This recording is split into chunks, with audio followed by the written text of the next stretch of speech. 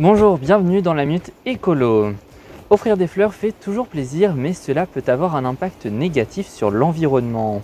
Mais heureusement, des solutions vertes existent. C'est ce que l'on voit tout de suite dans ce reportage. Alors qu'en achetant des fleurs aux fleuristes, nous pensons tous acheter un cadeau vert et qui vient d'être cueilli il y a peu et surtout pas loin. En réalité, les fleurs proviennent pour la majorité des Pays-Bas, le premier producteur d'Europe. Là-bas, comme dans de nombreux pays, les fleurs utilisent beaucoup plus de pesticides et d'engrais chimiques que la plupart des cultures agricoles. En effet, aux Pays-Bas, environ 106 kg de pesticides sont utilisés par hectare de roses. C'est 30 fois plus que la culture de légumes.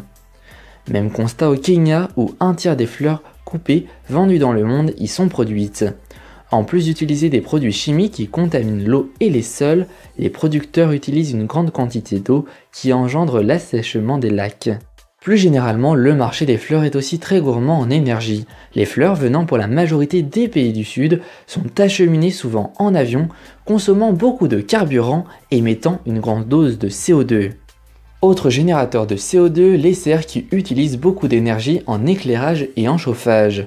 À titre d'exemple, à cause de ces serres, les roses cultivées aux Pays-Bas produiraient 6 fois plus de CO2 que les roses du Kenya. En moyenne, une tige de rose, c'est 1 kg de CO2, soit l'équivalent de 5 km en voiture. Mais si vous souhaitez toujours offrir des fleurs en essayant de respecter l'environnement, il existe des solutions. La première, c'est d'acheter des fleurs bio sans pesticides. La deuxième, plus réputée, c'est le mouvement Slow Flower, privilégiant les fleurs de saison vendues dans des circuits courts. De plus en plus de fleuristes essaient de suivre ce mouvement qui a vocation à vendre des fleurs parcourant moins de kilomètres et qui ont utilisé moins de pesticides. Pour repérer ces fleurs, sur notre hexagone, il y a le label Fleurs de France. C'est donc la fin de ce numéro de la Minute Écolo. Merci à vous toutes et à vous tous pour votre fidélité. Mercredi prochain, nous verrons si les énergies renouvelables sont vraiment un modèle d'avenir. D'ici là, passez une excellente fin de journée. À la semaine prochaine.